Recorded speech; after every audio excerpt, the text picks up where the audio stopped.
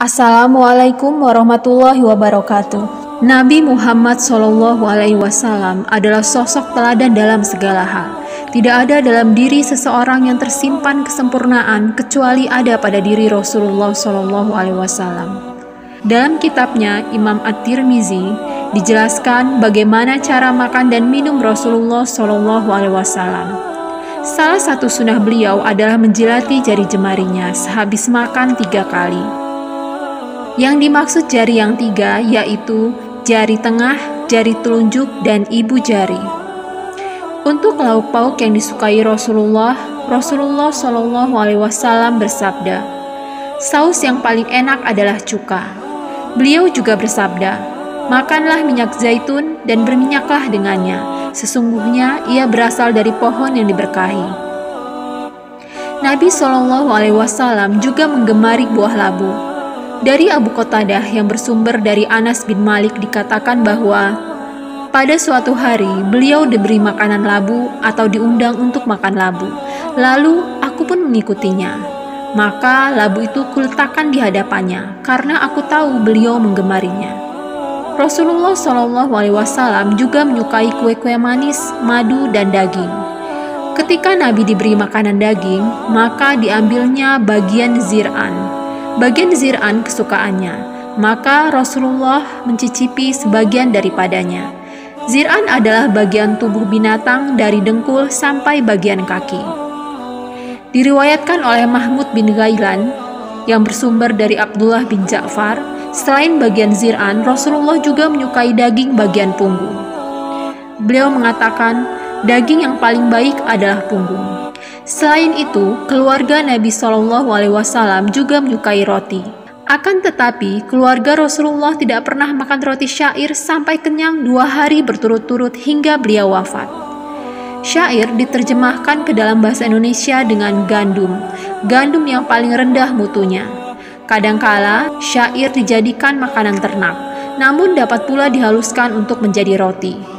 Roti yang terbuat dari syair kurang baik mutunya, karena syair lebih dekat kepada jelai daripada gandum. Rasulullah SAW tidak pernah makan di atas meja dan tidak pernah makan roti gandum yang halus hingga wafatnya. Adapun buah yang dimakan Rasulullah adalah kitsa dengan kurma. Kitsa adalah sejenis buah-buahan yang mirip mentimun tapi ukurannya lebih besar seperti semangka. Mengenai minuman, sesungguhnya Rasulullah kerap meminum air Zam-Zam. Saat meminum air, beliau memerintahkan agar minum dengan posisi duduk. Beliau SAW juga menarik nafas di luar wadah 3 kali apabila beliau minum. Beliau berkata, cara seperti ini lebih menyenangkan dan menimbulkan kepuasan. Diriwayatkan dari Anas bin Malik radhiyallahu an. Minuman yang paling disukai Rasulullah adalah minuman manis yang dingin. Anas bin Malik radhiyallahu an memperlihatkan kepada kami tempat minuman yang terbuat dari kayu.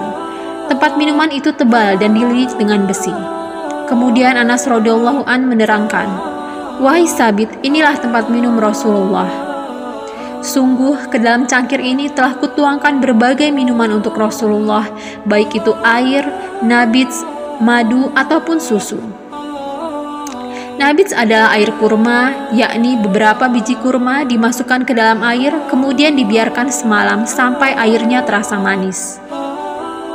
Rasulullah SAW bersabda, bila salah seorang dari kalian makan, tapi lupa menyebut nama Allah atas makanan itu, maka hendaklah ia membaca Bismillahi awwalahu wa akhiruhu, yang artinya dengan menyebut nama Allah pada awal dan akhirnya. Diriwayatkan oleh Ummu Kulsum yang bersumber dari Sayyidah Aisyah radhiyallahu an. Rasulullah selalu makan dengan tangan kanan, memperkecil suapan agar mudah dimasukkan ke dalam mulut, mudah dikunyah dan ditelan sehingga tidak berhenti di tenggorokan. Beliau juga selalu mengunyah makanan dengan baik sehingga lambungnya tidak bersusah payah atau tidak mengalami kesulitan saat mencerna. Selama belum menelan makanan tersebut, Rasulullah tidak akan mengulurkan tangannya guna mengambil suapan berikutnya. Beliau menghindari sikap tergesa-gesa saat makan, karena tergesa-gesa berasal dari setan. Rasulullah selalu makan dengan cara mengambil makanan yang terdekat terlebih dahulu dan tidak pernah mengambil makanan yang berada di tengah terlebih dahulu. Dari Ibnu Abbas, Rasulullah bersabda, "Makanlah kalian dari piring itu dari pinggir-pinggirnya terlebih dahulu, dan janganlah kalian makan dari bagian tengahnya, karena keberkahan itu akan turun di bagian tengahnya." Maksud hadis ini adalah jadikanlah keberkahan itu berada di akhir makanan kalian, sehingga Allah akan menambah karunia-Nya kepada kalian. Hadis riwayat Ahmad. Umar bin Salamah berkata, "Dulu aku berada di bawah asuhan Rasulullah. Suatu ketika, tanganku sudah bergerak menuju ke sebuah piring besar.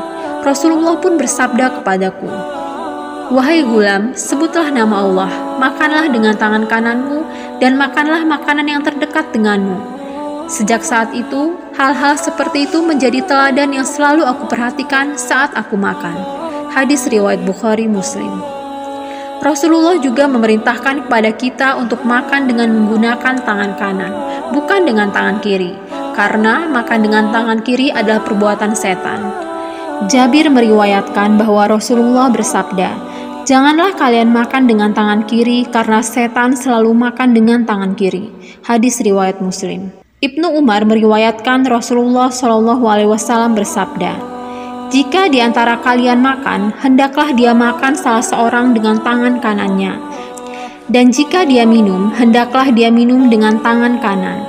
Karena setan itu selalu makan dengan tangan kiri dan minum dengan tangan kiri." Hadis riwayat Muslim. Sebagaimana kita telah diperintahkan untuk makan dan minum dengan tangan kanan, kita juga diperintahkan untuk mengambil atau memberi sesuatu dengan tangan kanan. Dengan demikian, kita dapat menutup semua pintu yang akan dimasuki setan. Wallahu a'lam bishawab. Wassalamualaikum warahmatullahi wabarakatuh.